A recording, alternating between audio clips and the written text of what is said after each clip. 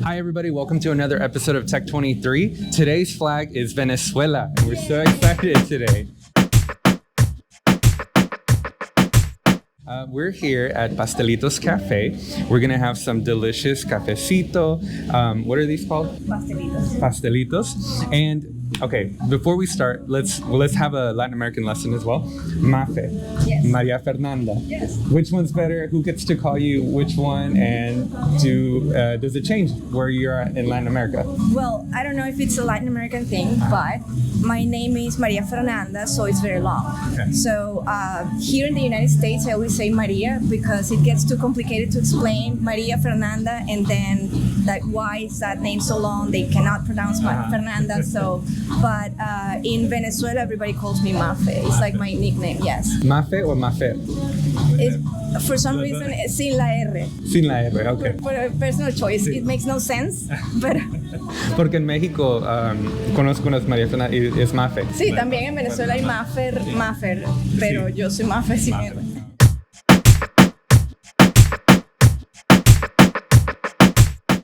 TECH23 es un podcast de tech, entonces aquí tenemos hoy una Latina en tech de Venezuela, which we're really excited about.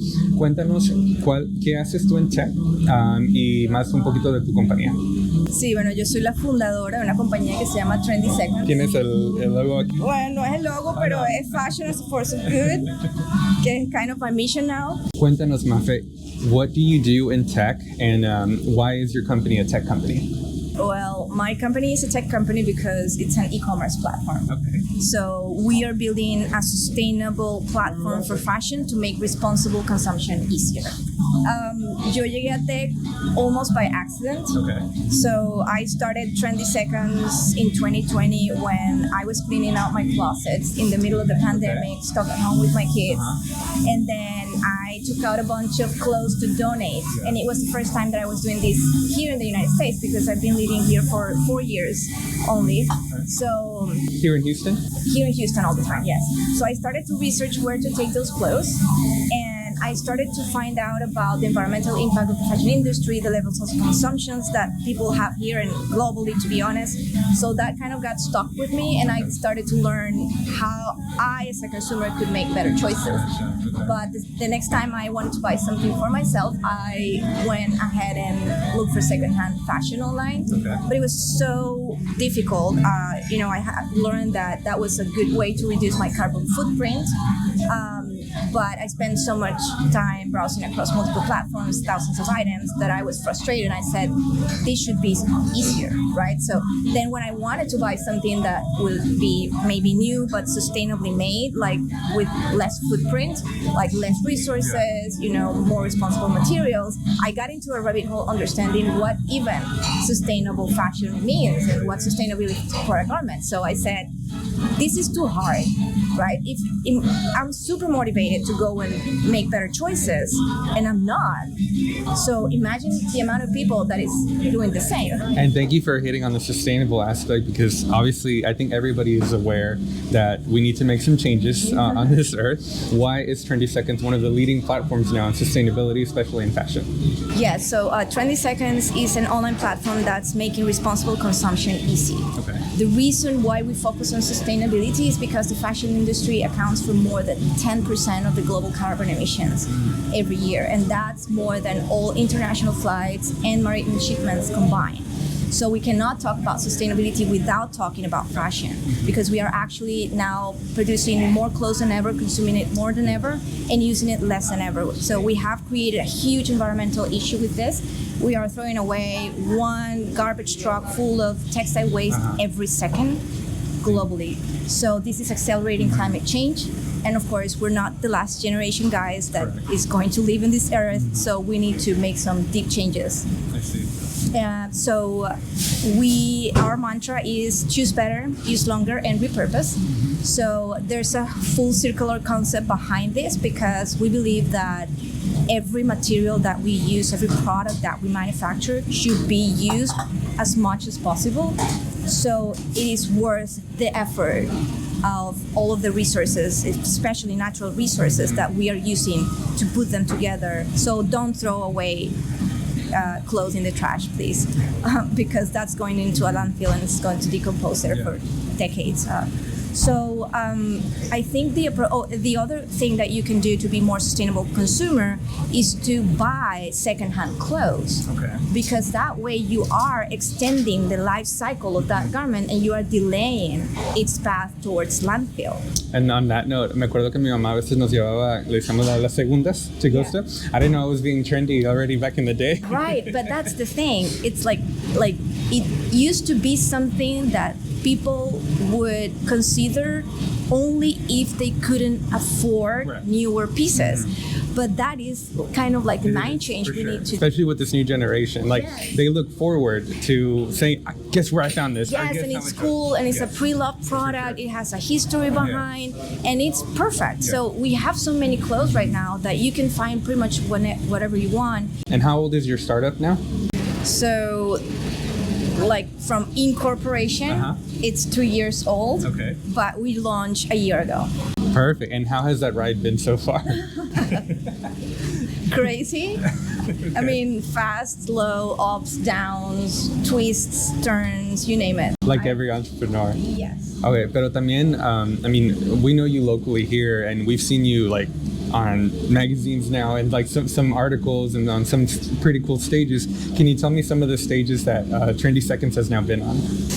Yeah, so we were recently on the Ion at a pitch competition for the Israeli consulate. Then we got an interview with Houston Chronicle. I had the pleasure of speaking at a TEDx. Oh, nice. Recently, yes. Then what else? I was interviewed by Univision actually last week. Okay. At home, yes. Awesome. And then I'm here with you. Perfect.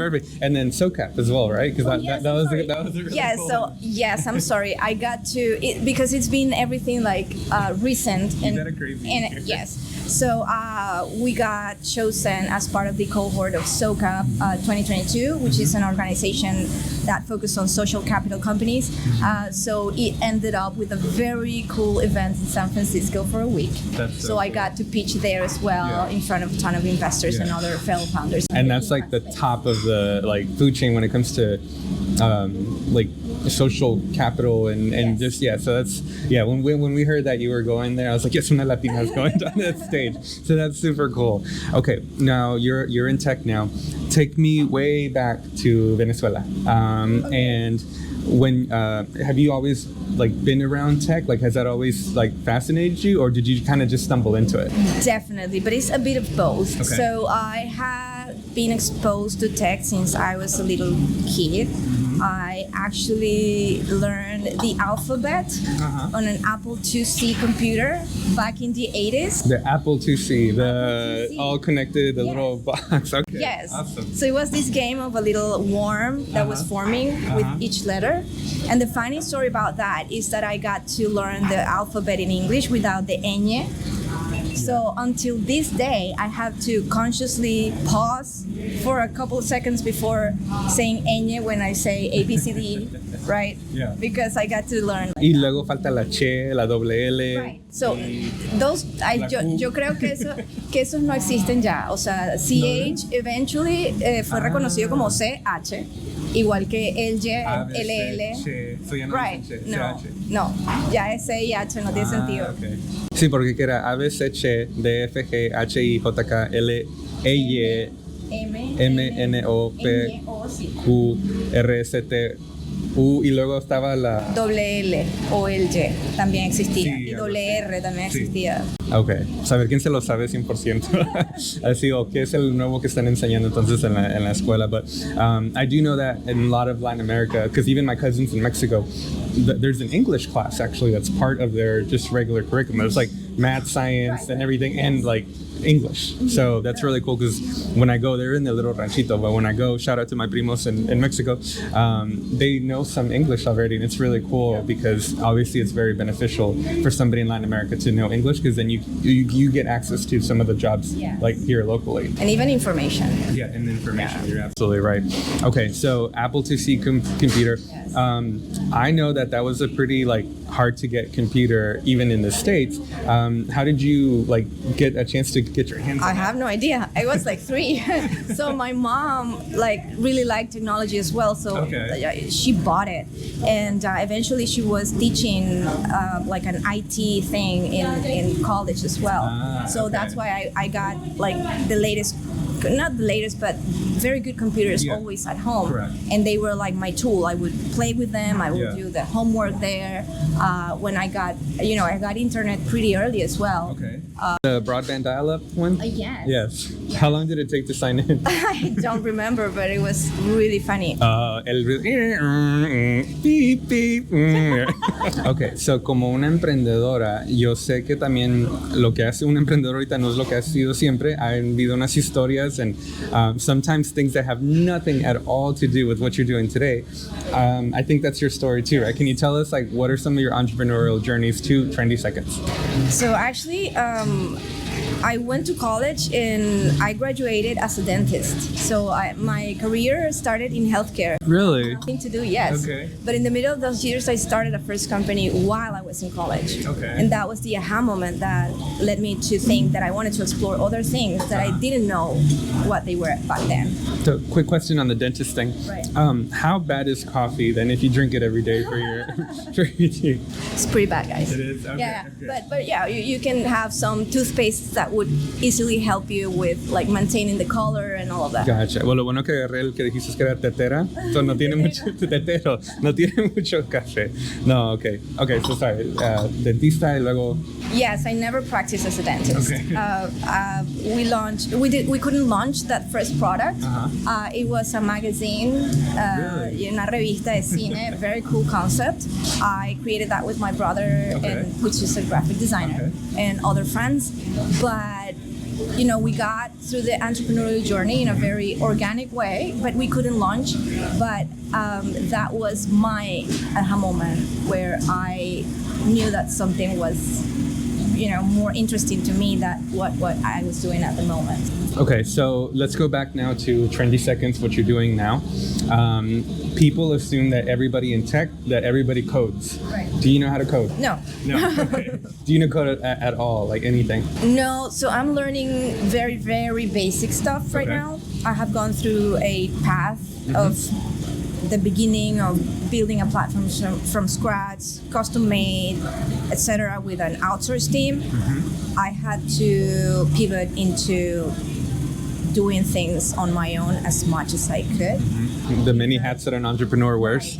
Because being a startup, you're burning cash, you're spending all of this money, and you need to be able to change quickly without, spending all of your resources. Yeah. Which is hard sometimes, right? Yeah. So, okay, you don't know how to code, but you're a tech founder, which a lot of people don't know that there's a lot of people like this out there.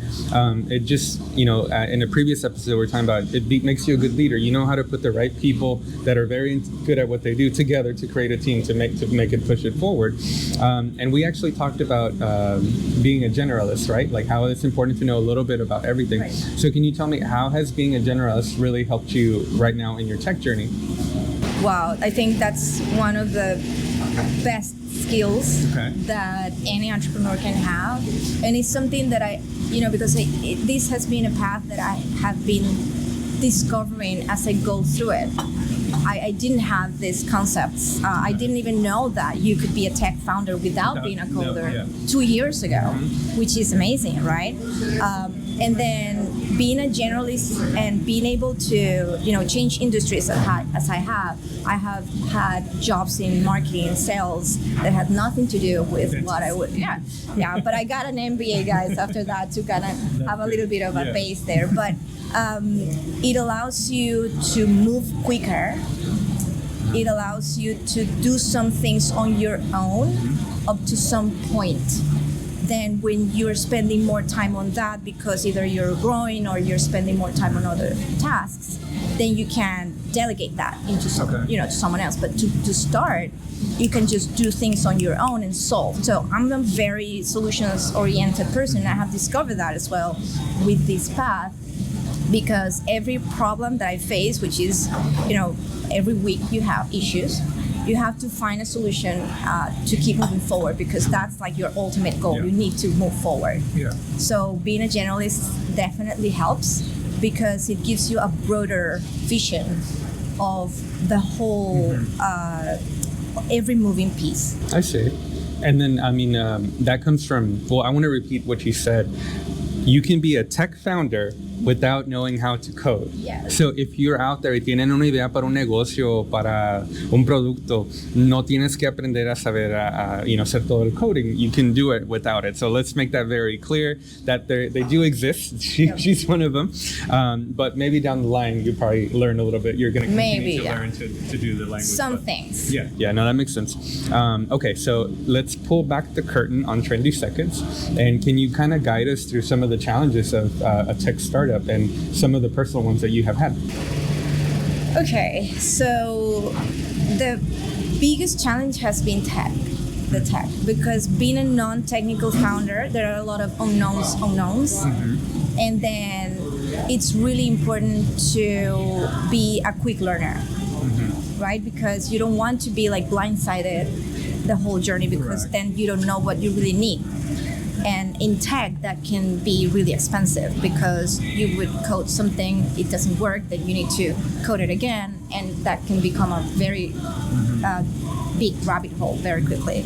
So a lot of challenges, definitely the tech. I launched a first platform, as I mentioned, it was a standalone, very nice technology, but it didn't work. And it was really expensive. And I came to a point when I had to make the decision of what to do to keep moving forward, because I couldn't keep spending that kind of money without having traction behind, right, to support it. So that's why, like, being a generalist, I started, and I love to learn as well.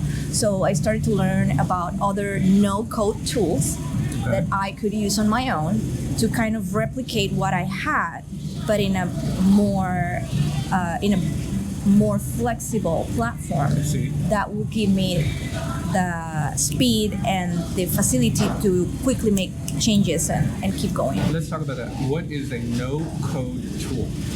Okay, good question. So a no-code tool is something that you can use to build tech products without actually going into the code. It's like building puzzles with different pieces, very simple. Like, for example, Shopify would be a no-code tool. Well, you can have different templates ready to go, and it's kind of plug and play. So, Mafe, ahora una pregunta. For the people that don't know how to code, si no sabes pues hacer todos los diferentes lenguajes, but you want to be a tech founder, can you tell us directly to them what are steps that you can take? Because that's you, and you're making it happen. So how should they do it? Well, I think if you know nothing, like I did, so I started with an acceleration program, actually. Okay. So be curious and go online and look for different programs that might help you just to get started. It's not just about the tech, but also the idea. It is, if it has legs, it's a market for it and all that, right? When it comes to the tech, it's also very useful to find a tech mentor, if you can, that can guide you, a tech advisor.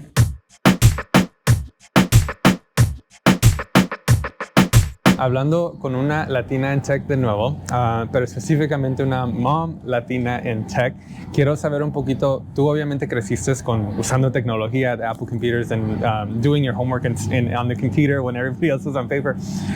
I'm curious, in your home today, how are you keeping your kids curious about tech, but also like safe, right? Because technology is a great resource, but it can also be a big harm if not like monitored. So I'm curious, your kids right now, how do they interact with tech, and what is your involvement in their tech journey? Yes, that's a tough one because we are figuring out as we go. Gotcha. So I have two kids. One is 6 and the other one just turned 3. So, when I started the company, I had a baby of months and a 3-year-old. Oh man. So yes, definitely tech is part of their lives.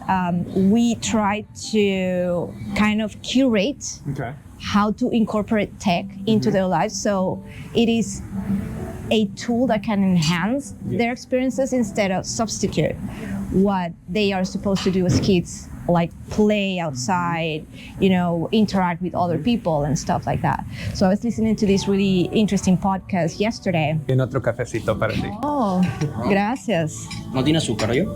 Gracias. Perfecto. Gracias. So what we try to do is to, of course, we lean into the educational stuff and content, but you cannot control what they watch every time, which is really hard. So we try to minimize screen exposure as much as possible, but at the same time understanding that they are tech natives. Yes. So we don't want That's a cool word, tech native, yeah. So we don't want to leave them outside of what is already happening, right? It's something that we are figuring out as we go. ¿Cuáles son uno de los favoritos para los niños para jugar, como lo que tú has visto? Para quizás alguien que quiere empezar a darle tecnología, but maybe they're a little scared, like, oh no, but what is some Mafe vetted resources for kids to learn about tech?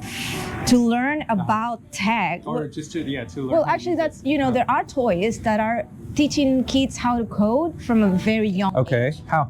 So, for example, there's this un gusanito a worm that moves depending on the pieces that you put on top. Okay. So it's kind of like to teach them how to think when they want to code something and then generate a specific result. So if you want the little worm to go in a zigzag pattern, you need to put specific pieces in a specific orders, so they can el gusanito pueda hacer el zigzag y llegar hasta donde. Okay. So that's like, tech is not just about screens. There are STEM focus. Y STEM ya ahorita ya es STEAM, que es like Science, Technology, Engineering and Mathematics, que en Latinoamérica también dicen STEM porque ya todos saben, pues sale igual, ¿verdad? Ciencia, tecnología, ingeniería y matemáticas. Yeah, so STEM lo usan. Y las artes. Pero sería con C, with a C. You're right. So I'm excited for what this generation creates and keeping them curious, like you said. Actually, they learn different. How so? They learn through video. Okay. Instead of just reading, which is a difference between our generation and theirs, right? So it's like we need to move towards that type of education to make sure that we are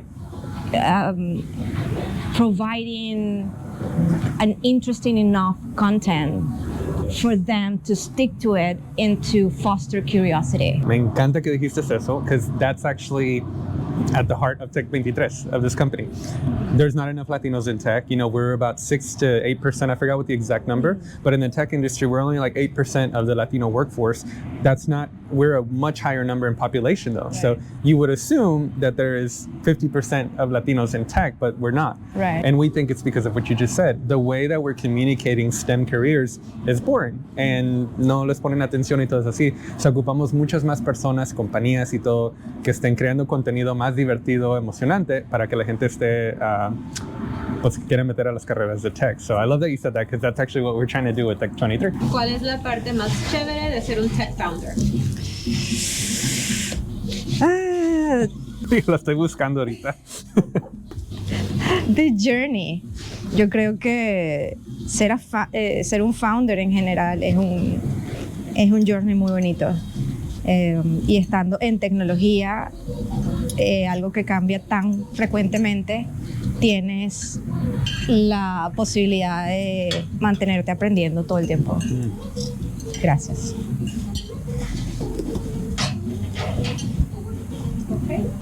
Okay, so estoy bien emocionado de probar esto. Para recap, este es tajadas, cachapa y tequeño. Y tequeño, ok. Esta es como la versión venezolana de un churro relleno. con Presalado, ¿no? Okay, ¿Ustedes tienen churros salados, no? Churro salado, no. Pero se oye algo que en México fuera malo. Un churro salado. Just kidding. No, churro salado no. Le echan arriba like brown sugar, Right. azúcar marrón y canela. They mix it in that. Bueno, ¿dónde podemos aprender más de Trendy Seconds, de ti y para la gente pues que quiera aprender más de Venezuela o de una mom entrepreneur, de una latina en tech y de sustainable fashion? Bueno, gracias por la invitación, súper encantada de estar aquí. Para Trendy Seconds pueden ir a trendyseconds.com, ese es nuestro website. Cualquier feedback que tengan, súper bienvenido. Nos pueden seguir en Instagram en trendy.seconds también.